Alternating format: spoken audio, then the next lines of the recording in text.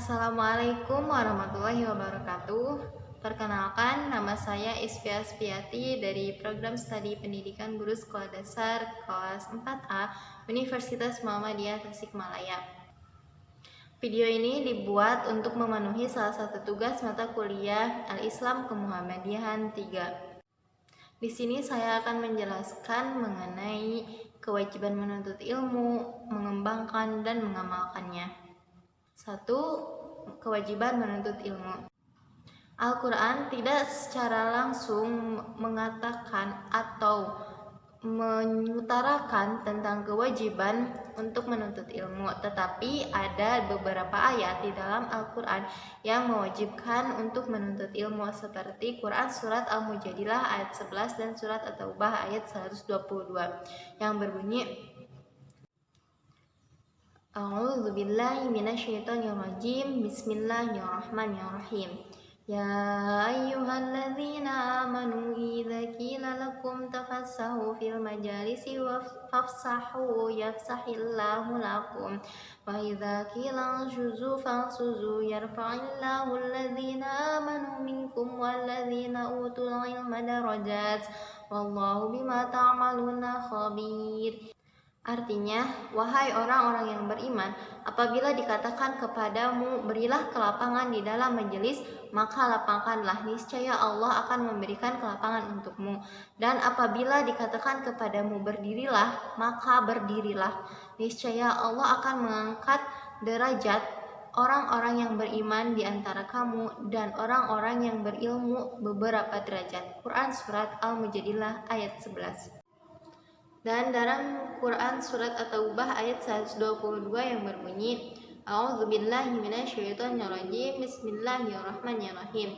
Wa ma kana minal mu'minina liyanfiru kafatan falawla nafara min kulli fariqatin minhum ta'ifatan liyatafaqahu fid dini wa liyunziru qaumahum idza raja'u ilaihim la'allahum yahdharun, yang artinya, dan tidak sepatutnya semua orang mukmin pergi ke medan perang.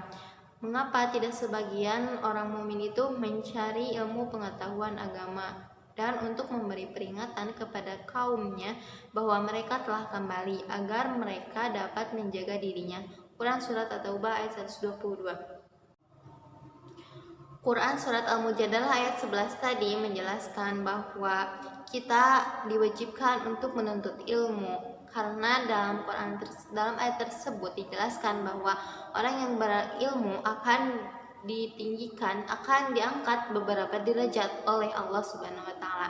Sedangkan dalam Quran Surat At-Taubah ayat 122 menjelaskan bahwa ayat tersebut memerintahkan kita agar kita memperdalam ilmu agama, agar kita bisa menjadi pengingat bagi orang yang tidak mengetahui ilmu agama. Selain itu, ada dalam hadis Rasulullah SAW yang berbunyi, Thalabul ilmi faridatun ala kulli muslimin wa muslimat, yang artinya kewajiban menuntut ilmu itu untuk kaum muslimin, baik perempuan ataupun laki-laki. Kemudian ada juga yang menyebutkan bahwa carilah ilmu sampai ke negeri Cina, dan carilah ilmu ketika kita hidup sampai kita meninggal. Dalam beribadah kita harus tahu dulu ilmunya. Jika kita tidak tahu ilmu, maka ibadah kita akan sia-sia. Kemudian kita juga bisa mengajarkan ilmu kepada orang yang tidak mengetahui sesuai dengan taraf atau kemampuan yang mencari ilmu itu. 2. Keutamaan orang yang menuntut ilmu. Al-Quran telah menjelaskan bahwa orang yang mengetahui dan yang tidak mengetahui sangat berbeda. Sebagaimana dalam Al-Quran firman Allah yang berbunyi, A'udzu billahi minasyaitonir rajim. Bismillahirrahmanirrahim. Amman huwa qanitun ana al-laili sajida wa qa'iman yahdharul akhirah wa yarju rahmata rabbi. Qul hal yastawi alladzina ya'maluna walladzina la ya'maluna innama yatadzakkaru ulul albab, yang artinya, Apakah kamu, hai orang yang musyrikin, yang telah beruntung, atau orang yang beribadah di waktu-waktu malamnya dengan sujud dan berdiri, sedang ia takut akan azab atau akhirat dan mengharapkan rahmat dari Allah? Katakanlah, adakah sama orang-orang yang mengetahui dan yang tidak mengetahui? Sesungguhnya orang yang berakallah yang dapat menerima pelajaran. Quran Surat Az-Zumar ayat 9. Para pencari ilmu atau yang menuntut ilmu itu akan dimudahkan jalannya menuju surga. Para malaikat pun akan menghormatinya dengan meletakkan sayap-sayapnya. Makhluk yang ada di bumi, sekalipun itu ikan-ikan yang ada di laut, itu akan memohonkan ampunan kepada orang yang menuntut ilmu. Bahkan mereka dimuliakan, yang dimana jika dibandingkan dengan orang-orang yang beribadah tetapi tidak mengetahui ilmunya, ibarat bulan purna di gugusan bintang-bintang. Mereka merupakan pewaris Nabi.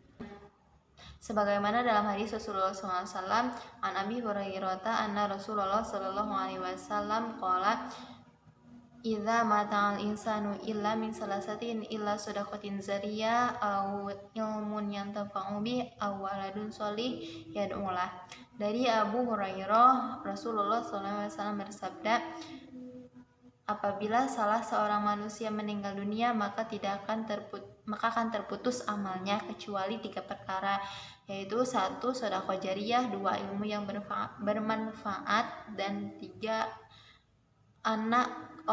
anak soleh yang selalu mendoakan kedua orang tuanya.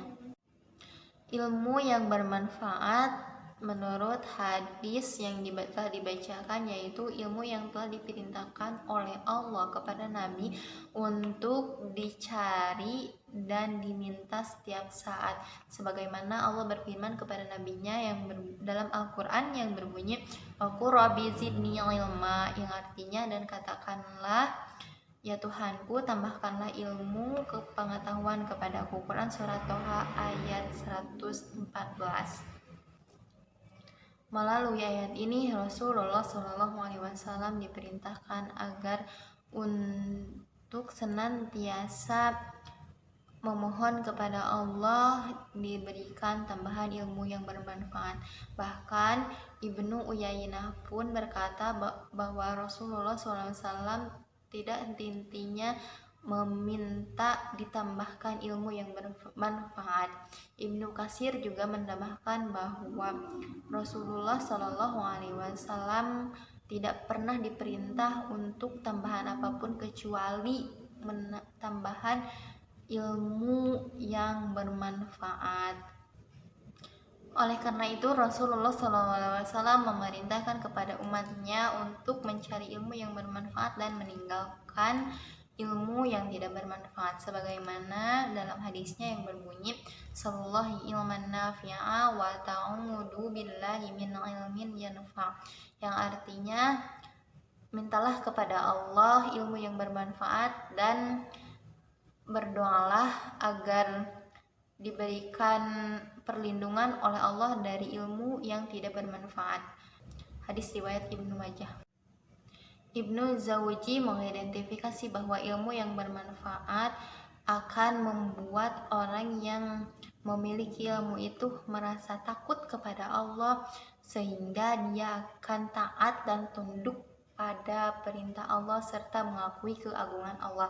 Begitupun sebaliknya, jika orang yang tidak mendapatkan ilmu yang bermanfaat, ia tidak akan tunduk dan patuh kepada Allah, dan ia merupakan orang yang alim. 3. Kedudukan ulama dalam Islam. Allah telah menjadikan mereka para ulama sebagai makhluk yang paling tinggi setelah malaikat, sebagaimana dalam firman-Nya yang berbunyi syahidallahu anna la ilaha illa huwa wal malaikatu qa'iman bil qisti la ilaha illa huwal azizul hakim, yang artinya Allah menyatakan bahwasannya tiada Tuhan melainkan Dia yang menegakkan keadilan, dan para malaikat dan para ulama pun menyatakan seperti itu. Tak ada Tuhan melainkan Dia yang Maha Perkasa dan juga Maha Bijaksana. Quran Surat Al-Imran ayat 18.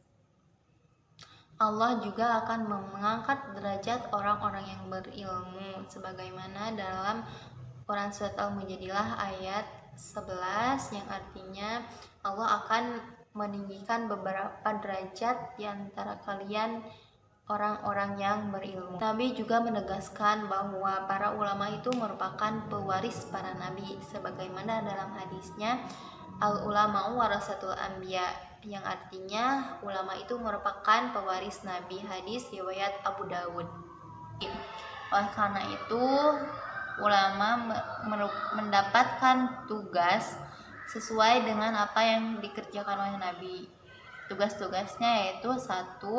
Menyampaikan kitab suci dengan benar dan bijaksana, dengan tidak mengenal rasa takut dan bisa menanggung resiko.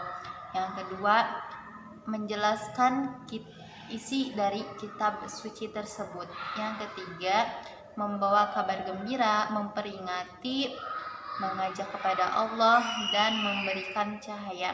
Yang keempat, memberi putusan terhadap problem yang terjadi di masyarakat.